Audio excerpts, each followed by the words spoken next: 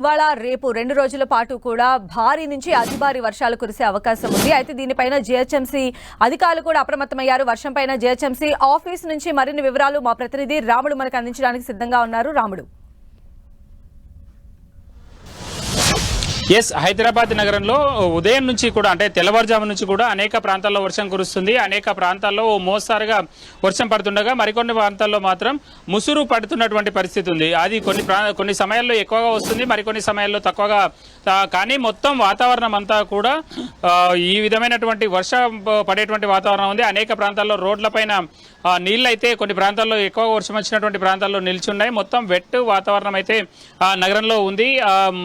అయితే జిహెచ్ఎంసీకి సంబంధించి దీన్ని ప్రత్యేకంగా చర్యలు తీసుకుంటున్నారు. జిహెచ్ఎంసీ కంట్రోల్ రూమ్ ప్రత్యేకంగా వివిధ విభాగాల అధికారులందరూ కూడా ఈ కంట్రోల్ రూమ్కు రావడం జరిగింది. ఏదైనా ఇబ్బందులు వస్తే వెంటనే వాటిని పరిష్కరించే విధంగా అవసరమైనటువంటి చర్యలు తీసుకుంటున్నారు. ఉదయం నుంచి సాయంత్రం వరకు కూడా ఇదే విధమైనటువంటి పరిస్థితులు ఉంటాయి. అయితే ఆ తర్వాత మాత్రం కొంత ఎక్కువ వర్షం కురిసేటువంటి అవకాశం ఉందని చెప్తున్నారు. అయితే ఇటు తెలంగాణలోని అనేక జిల్లాల్లో రెడ్ అలర్ట్, అదేవిధంగా పలు జిల్లాల్లో ఆరెంజ్ అలర్ట్ ప్రకటించినటువంటి వాతావరణ శాఖ హైదరాబాదు, అదేవిధంగా రంగారెడ్డి, మేడ్చల్, మల్కాజ్గిరి ఈ ప్రాంతానికి సంబంధించి ఎల్లో అలర్ట్ అయితే కొనసాగుతుంది. కానీ సాయంత్రం కొంత ఎక్కువగా ఉండేటువంటి అవకాశం ఉంది. వర్షపాతం 8 నుంచి 12, 13 సెంటీమీటర్ల వర్షపాతం కూడా ఈ ప్రాంతంలో నమోదు కావచ్చు అనేది ఇప్పటికే కంట్రోల్ రూమ్కు వాతావరణ శాఖ అధికారులు వాళ్ళకు తెలియజేసినటువంటి నేపథ్యంలో అందుకు తగ్గట్టుగా అయితే ఏర్పాట్లు చేసుకుంటారు. ప్రధానంగా క్షేత్రస్థాయిలో పనిచేసేటువంటి ఎవరైతే సిబ్బంది మాన్సూన్ ఎమర్జెన్సీ టీంలు ఉన్నాయో ఆ టీంలన్నీ కూడా మొత్తం 24 అవర్స్ తమకు కేటాయించినటువంటి ప్రాంతాల్లో ఉండాలి. అదేవిధంగా అనేక ప్రాంతాల్లో దాదాపు 140 నుంచి 150 ప్రాంతాల వరకు ఎక్కువగా వరద నీరు నిలిచి ఉంటుంది రోడ్లపైన. అక్కడ కూడా అక్కడ ఉండేటువంటి స్టాటిస్టిక్ టీమ్స్ సభ్యులు ఆనే ఉండాలి. ఏదైనా ఇబ్బంది వచ్చినప్పుడు వెంటనే అక్కడ ఉండేటువంటి మ్యాన్హోల్ను ఓపెన్ చేసి ఆ నీళ్లు పోయిన తర్వాత మళ్ళీ మ్యాన్హోల్ను కవర్ చేసే విధంగా అవసరమైనటువంటి చర్యలు తీసుకోవాలని చెప్పడం జరిగింది. అందుకు అనుగుణంగా వాళ్ళందరూ కూడా పనిచేస్తున్నారు. ఇక జిహెచ్ఎంసీకి సంబంధించినటువంటి ఇంజనీరింగ్ అధికారులు, ఏఈలు, డిఈలు, ఈఈలు అందరూ కూడా వర్షం నీళ్లకు సంబంధించినటువంటి అంశాల్లో ఎక్కడైతే నాలాల్లో చెత్త పేరుకుపోయి ఉంటుందో ఆ ప్రాంతాల్లో కొంత అవసరమైనటువంటి చర్యలు తీసుకోవాలి. అక్కడ పర్యటించి ఆ పరిస్థితి ఏ విధంగా ఉంది అన్నటువంటి అంశాలను కూడా స్టడీ చేయాలని ఇప్పటికే చెప్పడం జరిగింది. ఆ విధంగా జిహెచ్ఎంసీ ఉన్నతాధికారులు ప్రత్యేకంగా ఈ అంశంపైన ఫోకస్ చేసి అవసరమైనటువంటి చర్యలు తీసుకోవాలని చెప్పినటువంటి నేపథ్యంలో క్షేత్రస్థాయి సిబ్బంది అంతా కూడా అలర్ట్గా ఉన్నారు. ప్రధానంగా మనం చూస్తే ఎక్కడైతే ఎక్కువ వర్షపాతం ఉండడం, అదేవిధంగా చెరువులు, నాలాల పక్కన ఉండేటువంటి ఇళ్ల వద్ద, ఆ కాలనీలు, ఆ బస్తీల వద్ద కొంత ఇబ్బందికర పరిస్థితులు వస్తాయి. ఒక గంట వ్యవధిలో 2 నుంచి 5 సెంటీమీటర్ల వర్షపాతం పడితే కొంత ఇబ్బంది ఉండదు. కానీ అంతకంటే ఎక్కువ సెంటీమీటర్లు 4 నుంచి 6, 8 సెంటీమీటర్ల వర్షపాతం మాత్రం నమోదైతే మాత్రం తీవ్రమైనటువంటి ఇబ్బందులు వచ్చేటువంటి అవకాశం ఉంటుంది. మొత్తం నాలాలన్నీ కూడా పొంగి పొర్లిపోయి రోడ్లపైన పారేటువంటి అవకాశం ఉంటుంది. కాబట్టి ఆ విధమైన ఇబ్బందులు రాకుండా ఉండాలంటే నాలాల వద్ద, అదేవిధంగా చెరువు పరిసర ప్రాంతాల్లో చెత్త పేరుకుపోయినటువంటి ప్రాంతాలన్నింటినీ కూడా వేగంగా క్లీన్ చేయించడం, వాటన్నిటిని కూడా చెక్ చేస్తున్నటువంటి పరిస్థితి ఉంది.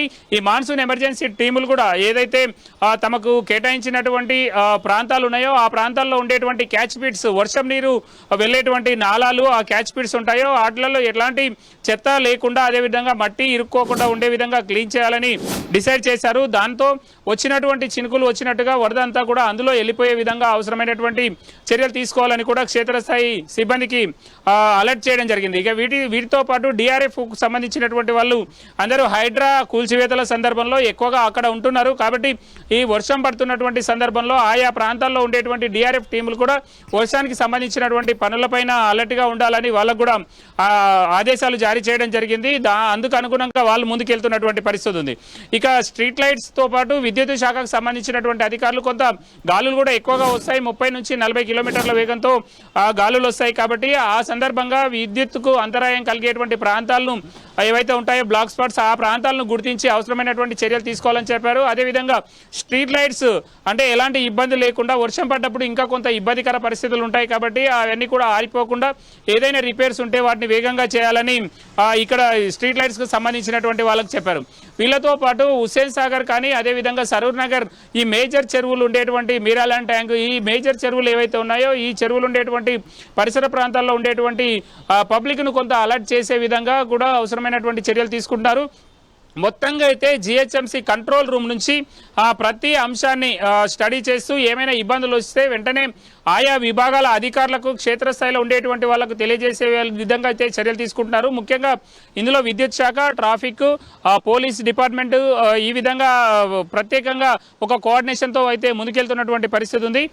జిహెచ్ఎంసీ పరిధిలో ఈ రోజే కన్వర్జెన్సీ మీటింగ్ జరిగింది. అందుకు అనుగుణంగా అయితే కొన్ని చర్యలు తీసుకోవాలని కమిషనర్ అమరాపాలి వివిధ విభాగాల అధికారులకు సూచించారు.